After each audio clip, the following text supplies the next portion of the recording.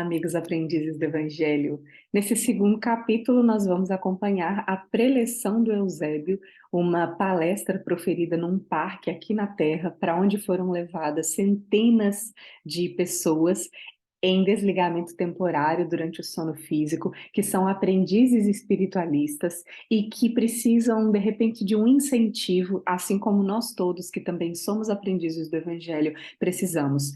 Ele fala no começo da palestra dele, assim: dirigimo-nos a vós, irmãos, que tendes, por enquanto, o ensejo, né, o objetivo, a vontade de aprender na bendita escola carnal. Eu entendo esse por enquanto, porque é diferente, né? Um desejo de realmente colocar a vontade em prática.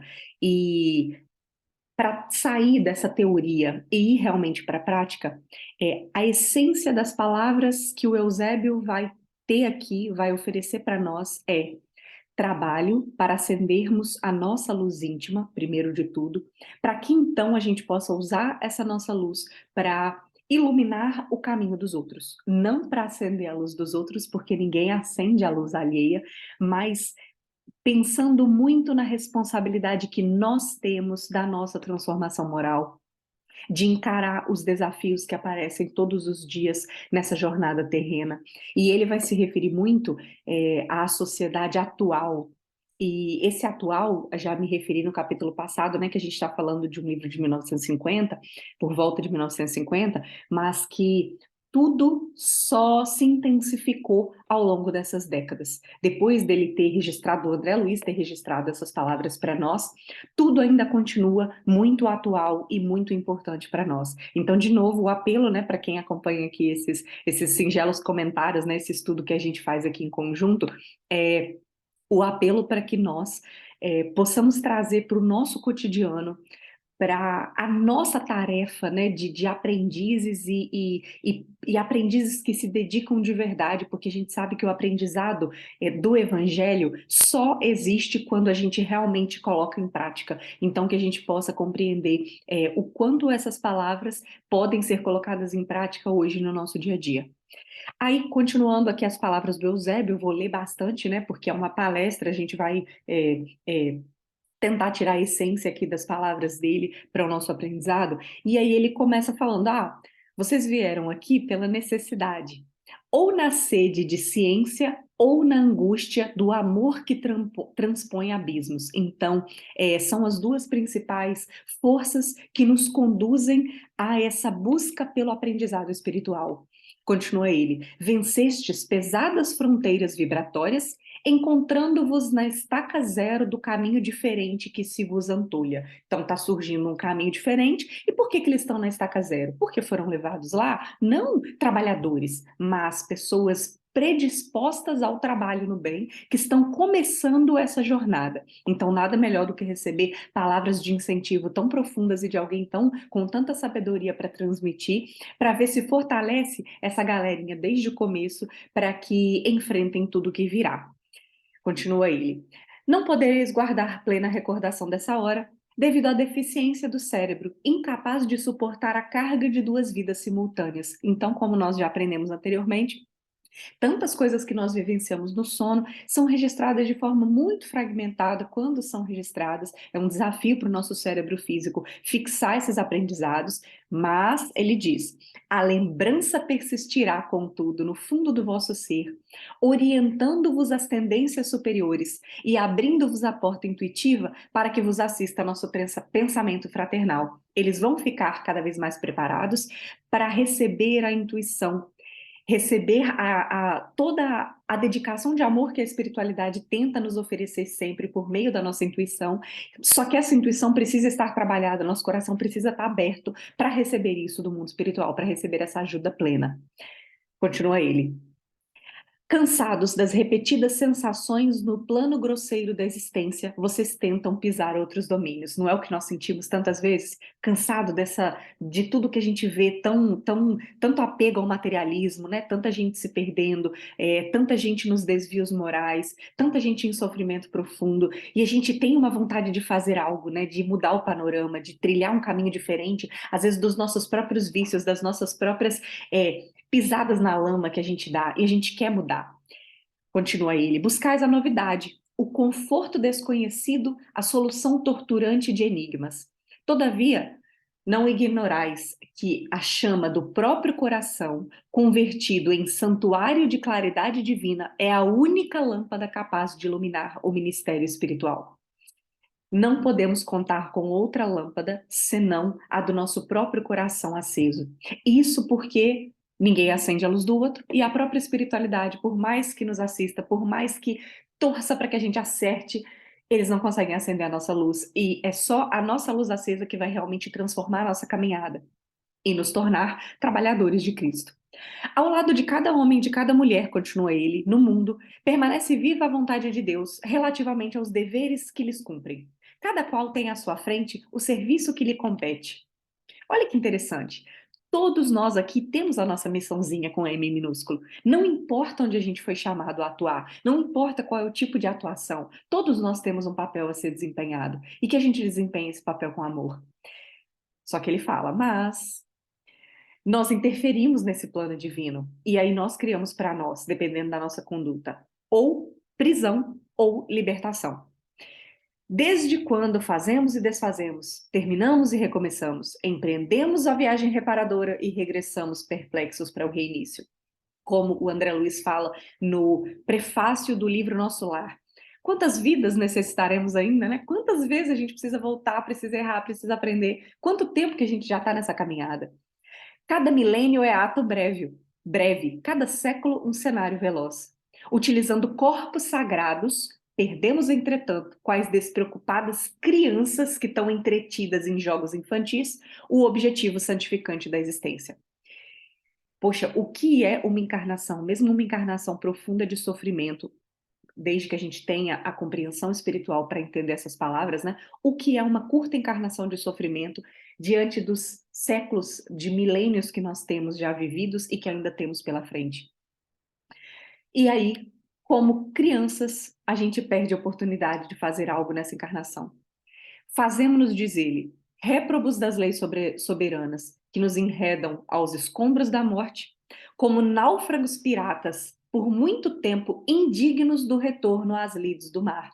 O quanto a gente tem que se preparar de novo depois de chafurdar no erro, o quanto a gente tem que se recuperar, até espiritualmente, para tentar uma nova encarnação proveitosa.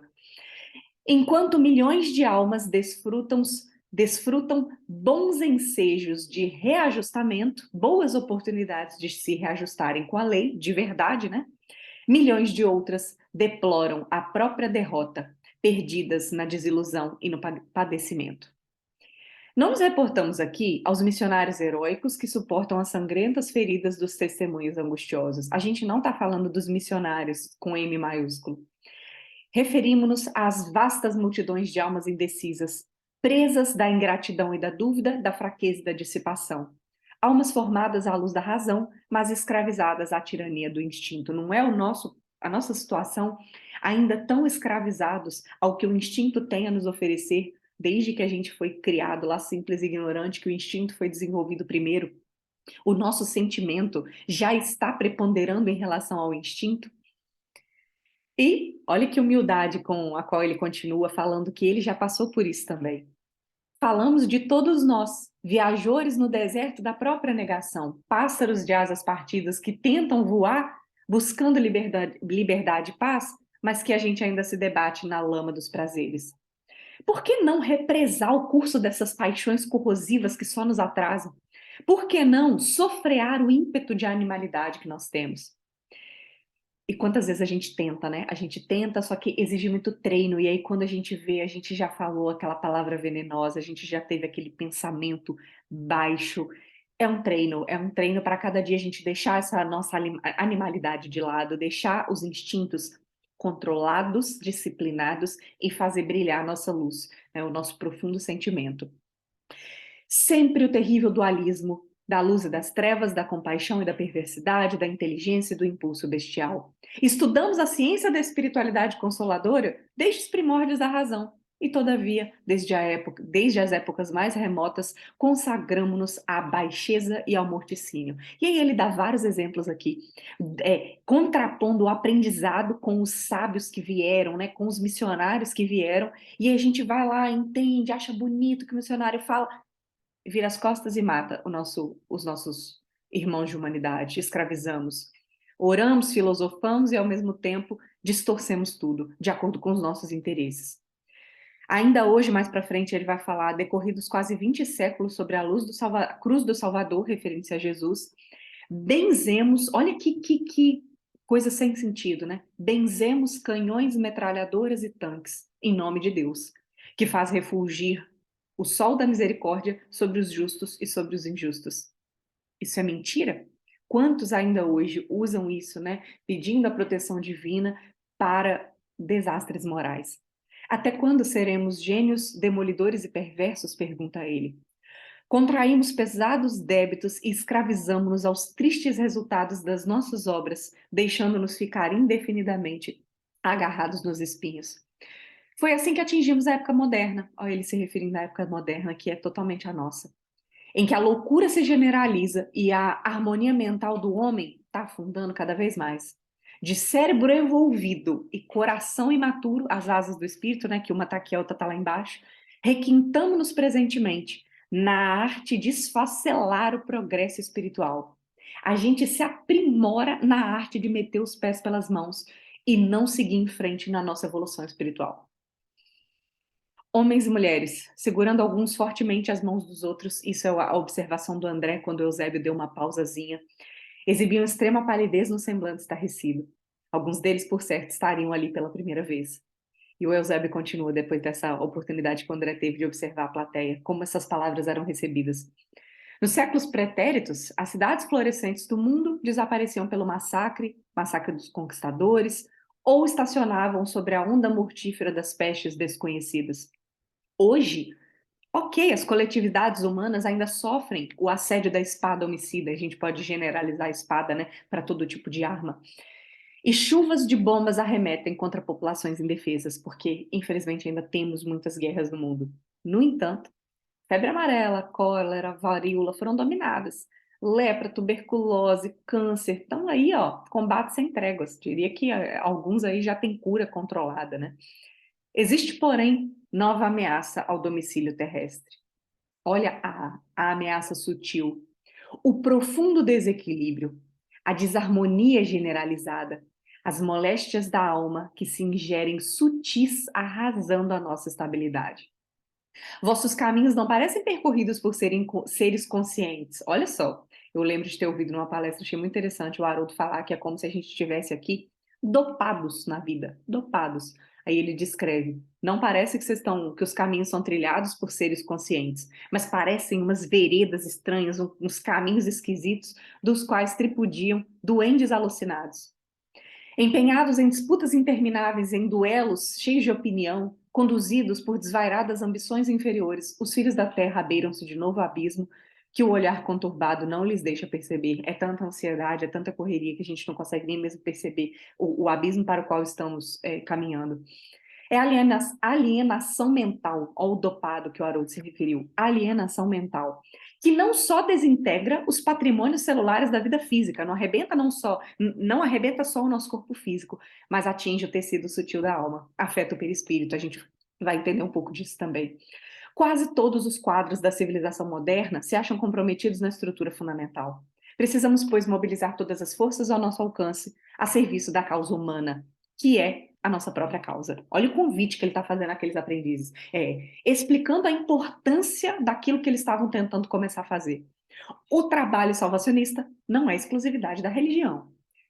Constitui ministério comum a todos, porque dia virá em que o homem há de reconhecer a divina presença em toda parte. A ideia não é ficar exclusivista na própria religião. A ideia é que todo mundo entenda a divindade e viva, né, o evangelho. Se vocês vêm buscando a nossa companhia para ter orientação para o trabalho sublime do espírito, olha o recado, não se esqueçam de acender a luz própria. E não contem com a luz dos outros para essa jornada. Em míseros planos de sofrimento regenerador nas vizinhanças da carne, choram amargamente milhões de homens e de mulheres que abusaram do concurso dos bons. Displicentes e recalcitrantes esquivaram-se a todas as oportunidades de acender a própria lâmpada. Então são pessoas que agora desencarnadas, em sofrimento, choram amarguradas, né? Estão lá em uma situação crítica porque viveram tentando usar pessoas boas como muletas. E não adianta. Se a gente não acender a nossa luz, o nosso caminho não estará iluminado, espiritualmente falando. E ele, mais para frente, continua a alertar sobre a necessidade do esforço próprio. Procurais conosco a precisa orientação para os trabalhos que vos tangem presentemente na crosta da terra.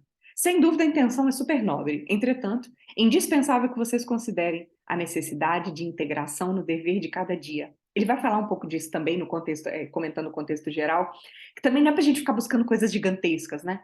É para a gente se ater às nossas responsabilidades e valorizar cada responsabilidade que a gente tem. Cada pedrinha, inclusive, que aparece no nosso caminho. Impossível é progredir no século sem atender às obrigações da hora. Torna-se imprescindível na atualidade recompor as energias, reajustar as aspirações e santificar os desejos. Não basta crer na imortalidade da alma, não basta o rótulo de espírita, por exemplo. Inadiável é a iluminação de nós mesmos a fim de que sejamos claridade sublime. As palavras dele são claramente um convite ao trabalho e continua. O plano superior não se interessa pela incorporação de devotos famintos de um paraíso beatífico. A espiritualidade não está interessada em quem quer facilidades e quer descansar num céu de sossego. A porta divina não se abre a espíritos que não se divinizaram pelo trabalho incessante de cooperação com Deus. E o solo do planeta, que vos prende aí provisoriamente, representa o abençoado círculo de colaboração que o Senhor vos confia. Vamos trazer bastante para nós? Estar aqui na carne, encarnados, na família que nós estamos, com o trabalho que nós temos, com os desafios, sejam eles de saúde, sejam eles psicológicos, sejam eles com os próprios familiares, são o solo fértil que nós precisamos adubar, regar e cuidar para que dê frutos. São a nossa oportunidade de hoje. Cada um dos desafios, cada uma das situações que nós vivenciamos é o que Deus nos deu para a nossa evolução. Continua. O espiritualismo nos templos modernos não pode restringir Deus entre as paredes do templo, da terra. Né? Ah, Deus está aqui dentro do centro espírita. Não, porque a nossa missão essencial é a de converter toda a terra no templo augusto de Deus. Cuidado, não converter a terra em espírita, nada a ver. A gente quer espalhar o amor. Né? O objetivo não é que as pessoas se tornem espíritas. O objetivo é que todos consigam ter acesso a essas informações para que a gente possa fazer o nosso progresso espiritual. Para a nossa vanguarda de obreiros decididos e valorosos, passou a fase de experimentação fútil, de investigações desordenadas, de raciocínios periféricos, né? Só ficar filosofando, questionando e ficar só na teoria.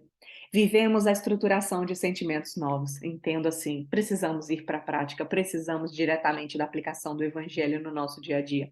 De forma alguma deixamos de estudar. Estamos aqui, né, lendo as obras de André Luiz, tentando entender mais, absorver tudo quanto é tipo de conhecimento que possa chegar às nossas mãos. A questão é não ficar na letra, porque a letra mata, o espírito vivifica, e o espírito está na prática. Continua ele, olha palavras bonitas. Sopros imensos da onda evolucionista varrem os ambientes da Terra. Todos os dias ruem princípios convencionais. Quanta coisa mudando nas nossas concepções, nos nossos paradigmas. E a sociedade é compelida à acelerada transição. Né? Todos os dias ruem princípios convencionalistas, mantidos a título de invioláveis, intocáveis durante séculos. A mente humana perplexa é compelida a transições angustiosas. A subversão de valores, a experiência social e o processo acelerado de sofrimento coletivo, seleção pelo sofrimento coletivo, perturbam os tímidos e os invigilantes, que representam a esmagadora maioria em toda parte. A maioria é de invigilantes. Como atender a esses milhões de necessitados espirituais, se não receberdes a responsabilidade do socorro fraterno? Como sanar a loucura incipiente que está ali começando, se não vos transformardes em imãs que mantenham o equilíbrio? Imagina se a gente, ao invés de saber manter o equilíbrio, se a gente ajuda a piorar a situação dos outros. Sabemos que a harmonia interior não é artigo de oferta e procura nos mercados terrestres, mas a aquisição espiritual só acessível no templo do espírito. Não é fórmula mágica, não é assim que a gente consegue realmente o nosso equilíbrio espiritual. Sejamos instrumentos do bem, continua ele, acima de expectantes da graça, aqueles que ficam esperando o benefício divino. E no prosseguimento da ação que nos compete, não nos esqueçamos de que a evangelização das relações entre as esferas visíveis e invisíveis é dever tão natural e tão inadiável da tarefa quanto a evangelização das pessoas. Evangelização das relações entre as esferas visíveis e invisíveis. Como está a nossa relação com o mundo espiritual? Está evangelizada? E eu penso que isso se refere a todos os níveis, né, do mundo espiritual. E ele vai falar um pouco do nosso contato com quem está acima. Não busqueis o maravilhoso. A sede do milagre pode viciar-vos e perder-vos. Vinculai-vos pela oração e pelo trabalho construtivo aos planos superiores, pela oração e pelo trabalho construtivo. E estes, o plano superior, vos proporcionarão contato com os armazéns divinos, que suprem a cada um de nós segundo a nossa justa necessidade. Armazém, pensa que a dispensa divina é infinita. Temos alimento espiritual, desde que a gente esteja com a boca aberta para comer esse alimento. Atendei às exigências de cada dia, rejubilando-vos, agraciando gratos por satisfazer as tarefas mínimas. Não intenteis o voo sem aprender a andar antes.